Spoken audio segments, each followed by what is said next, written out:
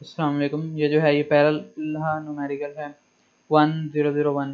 Quantum phenomena are often negligible in the macroscopic world. Show this numerically for the following cases. The amplitude of the zero point oscillation for a pendulum of length 1 meter and mass 1 kilogram. इसमें उन्होंने कहा हुआ है कि microscopic world में जो है quantum phenomena such as wave जो होती है वेव लेंथ जो मैस बॉडी जो है वो वेव में कन्वर्ट हो जाती है according to de Broglie hypothesis और नेग्लिजिबल होती है, उसको शो करें numerically for a simple pendulum जिसका मैस 1 है और 1 किलोग्राम है और लेंथ जो है वो 1 मीटर है। सो सबसे पहले जो है वो वैल्यूज लिख लेते हैं। 1 मीटर जो लेंथ दी हुई है हमें और मैस जो है उसका 1 किलोग्राम दिया हुआ है। और as we know that the SHO जो है वो सिंपल हार्मोनिक ऑसिलेटर जो है उसकी एवरेज काइनेटिक एनर्जी जो है वो 1/2 ई के इक्वल होगी। ई जो है यहाँ पे वो टोटल काइनेटिक एनर्जी होगी। Total kinetic energy. The E of an oscillator is the sum of its kinetic energy and potential energy. उसको मैंने एवरेज काइनेटिक एनर्जी इसलिए लिखा हुआ है क्योंकि उसके अंदर पोटेंशियल एनर्जी नहीं होगी, क्योंकि वो ऑसिलेट कर रहा है तो वो स्टेशनरी नहीं है, तो उसके अंदर सिर्फ काइनेटिक एनर्जी होगी, इसलिए मैंने उसको एवरेज काइनेटिक एनर्जी लिखा हुआ है। The total energy for harmonic oscillator in quantum mechanically जो है एक हार्मोनिक ऑसिलेटर की जो एनर्जी होती है वो इक्वल होती है n+1/2 h कट ओमेगा की। यहाँ पे क्योंकि उन्होंने कहा हुआ है क्वेश्चन में कि जीरो पॉइंट एनर्जी लेनी है, मिनिमम एनर्जी लेनी है, तो n को हम जीरो रख देंगे तो सिर्फ 1/2 h कट ओमेगा आ जाएगा। 1/2 h कट ओमेगा जो एनर्जी को उसकी एक मैक्रोस्कोपिक वर्ल्ड की जो है फॉर्मूले में पुट कर देंगे ई की जगह पे, तो 1/4 h कट ओमेगा बन जाएगा। अब जो है एक kinetic energy 1/2 movement of inertia और ओमेगा स्क्वायर होती है।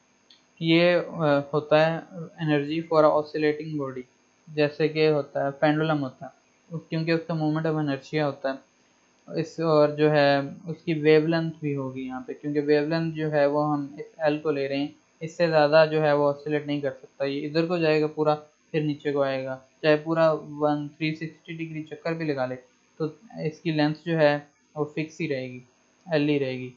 तो एल को जो है वो हम कंसीडर कर लेंगे, इसकी वेवलेंथ बन जाएगी और इसका मूवमेंट ऑफ इनर्शिया होगा जो कि सेंटर है इस पॉइंट पे जहाँ पे जुड़ा हुआ है।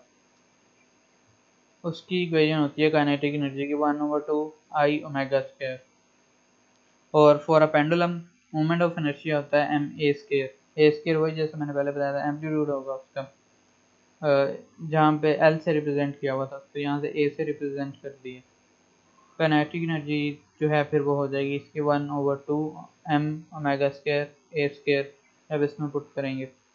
अब इन दोनों को जो है इक्वेशंस को इक्वलाइज कर देंगे। काइनेटिक एनर्जी जो मैक्रोस्कोपिक वर्ल्ड की हमने पहले निकाली थी और मूवमेंट ऑफ इनर्शिया जो काइनेटिक एनर्जी बनती है उसकी पेंडुलम की with respect to movement of inertia,